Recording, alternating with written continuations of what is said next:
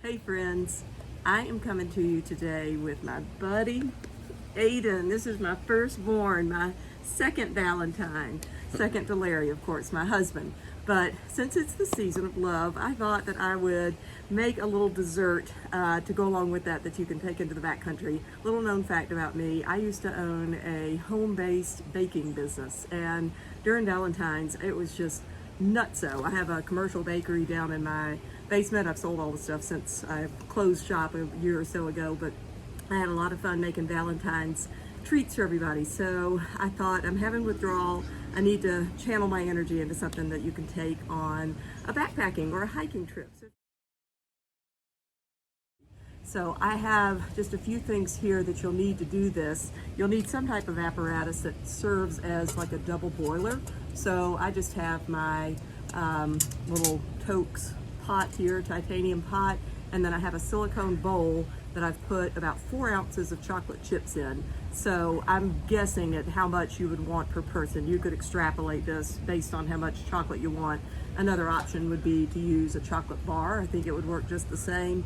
There are some things that they put in chocolate chips to keep them from melting as easily, and so that's how they stay intact, like when you put them in a cookie. So I brought along a little packet of coconut oil to add in there as well, just to make it a little bit smoother, I hope, and add a little more richness to it as well. A couple of options you can do. Some type of a liqueur. This is like just a hazelnut liqueur, just to add a little extra pizzazz to it. But Aiden is going to help me get the fire started here on my backpacking stove while I move some of the things here. And we have a murder of crows in our yard that drive me nuts. I want to murder them sometimes, so we'll probably hear them squawking in the background. But let's see, I'm going to try to get that stove centered. Aiden, go ahead and light it. Obviously you'll need a stove as well to do this. So I just put in, I don't know, maybe not even half a liter of water, and I'm hoping I don't run out of fuel. This is a dying fuel canister. But then I'm just gonna put my chocolate chips, the silicone, right over that bowl, or that pot rather. So when the water heats up in the pot, it starts to heat up, hopefully, the chocolate chips in the bowl. Need a spoon, obviously, to stir it. And I have this little handy clamp that I've had from a backpacking system or pot system that I had way back when I first started backpacking. This thing's so old, but I'm gonna hang on to it with that just to keep my hands from getting too hot. But it'll take a minute just because the water's gotta heat up. But once it does, hopefully it'll start melting these chips. And then at that point, I'm gonna stick my coconut oil in there. And Aiden is going to, in the meantime, singe his leg hairs. This is how what I was doing. What are you doing? Just lighting it. I can do that. No, let's not do that. It doesn't matter how old they are, guys. You still have to be their mom, right? When Aiden was little, when I had my bakery, he used to sneak into, I had all the baking ingredients in our first house in a hall closet, just because I didn't have my commercial bakery like I have in this house. Aiden used to sneak in there all the time when he was just a toddler and just grab handfuls of chocolate chips and eat them. He just stuff them in as fast as he could get them in there. So that's why I asked him to come out and do this video with me. Yeah, even though I gotta repay my debt. That's right. He wasn't jazzed about coming out here. Let's see. So see, the chocolate is melting, which is a good thing. You know, and obviously you're going to go through a little more fuel probably than you would for a freezer bag meal, because you're going to have it burning, or not burning, but boiling after you get it going. It's not just going to be boil and then dump it into a freezer bag with dehydrated ingredients. So I'm going to squeeze some of that coconut oil in there. They sell these packs at Trader Joe's. I think it's like a tablespoon of coconut oil that comes in each one. I don't know if I'm going to need that much, so I'm going to add about half of it and see what happens.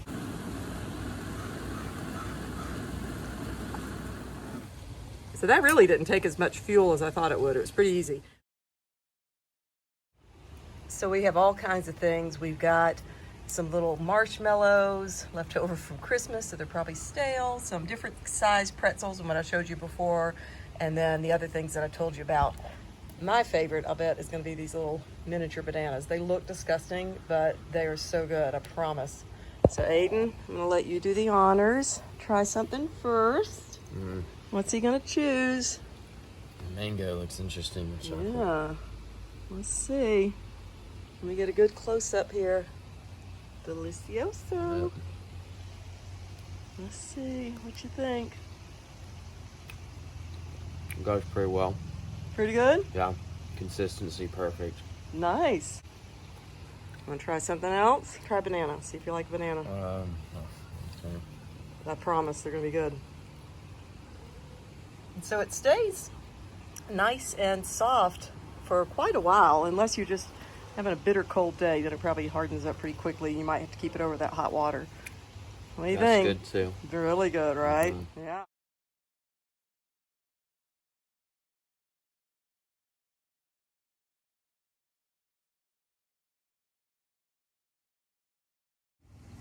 So a couple of final thoughts. If you do decide to add the liqueur, I would suggest adding it at the beginning of the process versus the end.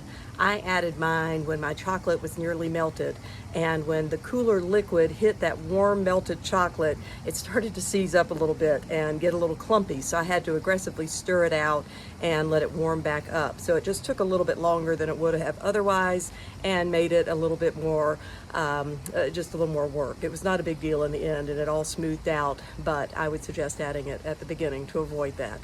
And then finally, I would also suggest adding maybe a little bit less chocolate than 2 ounces per person. That ended up making quite a bit. When you add in all the things that you're going to end up dipping into the chocolate, it's a lot of food. So unless you've been on a really big backpacking trip or something where you've expended quite a bit of energy, it may be a little bit overkill. So just keep that in mind. You can always add more chocolate chips if you feel like it's not enough. Turn the stove back on, melt a few more, add a little more coconut oil, and you're good to go.